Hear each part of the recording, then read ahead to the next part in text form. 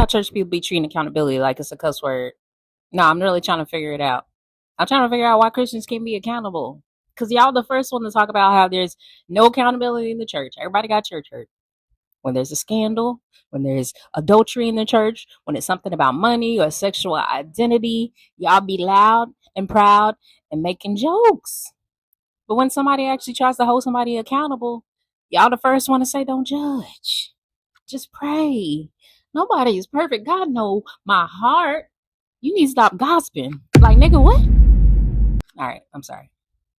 But no, for real, how are we supposed to have accountability if every time somebody's trying to say something for the church to be accountable, y'all start to silence them?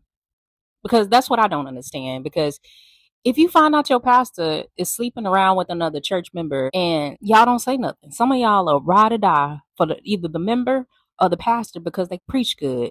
And y'all tell everybody just to pray for them or God gonna deal with them.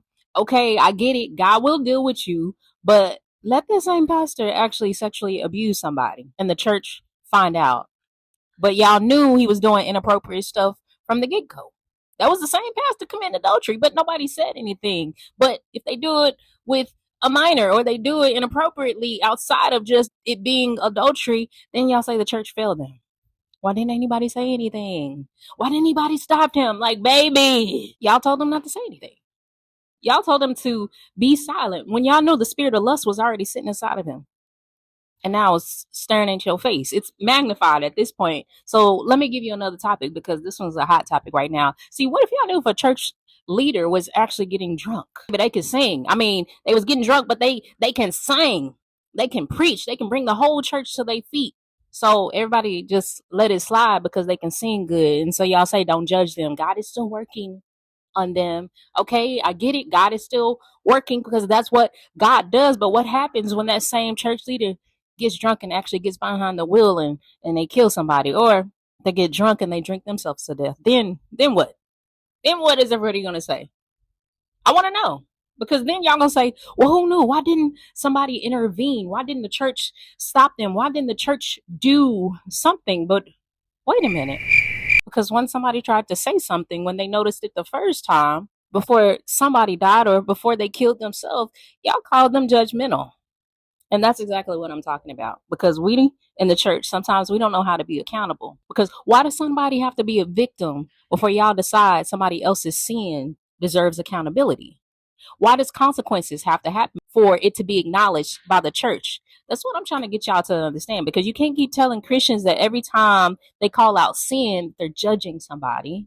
And then when somebody's sin finally costs somebody else something, now y'all like, well, the church ain't even been accountable. The church is fake. The church is hypocrites. It does not make any sense to me, because I'm starting to believe that some of y'all don't actually hate sin. You just don't want people talking about certain sins or certain people.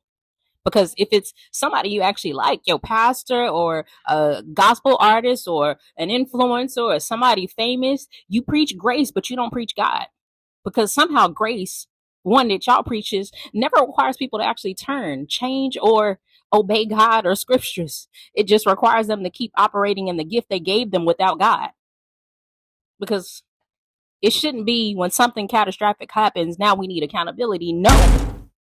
What if we were accountable before somebody else got hurt? Because I wonder how much we would actually call it church hurt if we just prevented it from the get-go when we saw that spirit the first time. When somebody said, hey, this ain't right, maybe if we start silencing them, maybe so many people wouldn't be leaving the church. What if some of the church hurt we're dealing with right now was rooted in somebody defending somebody else's sin while completely ignoring the sin that was costing them? Because y'all keep acting like holding somebody accountable means I hate them. No, holding somebody accountable actually means I love you and I don't want to leave you here. I don't want you to die using your gift but not experiencing the God that gave it to you. Galatians 6 says, if somebody is overtaken in fault, those who are spiritual are supposed to restore them. So, baby, how am I supposed to restore you if I'm not even allowed to talk about it or acknowledge the sin that's right there in my face? Like, make it make sense. And I'll take the plank. I get it. I'm going to take the plank out of my own eye, because we all read that scripture, but keep reading, because Christ said when you take the plank out of your own eye first, then you can clearly see enough to help your brother get the plank out of theirs. So y'all are requiring people to take planks out, but y'all are not allowing them to take the specks out of their own eye, because we confuse love with silence, and we confuse don't condemn people with don't correct people. And they're not the same.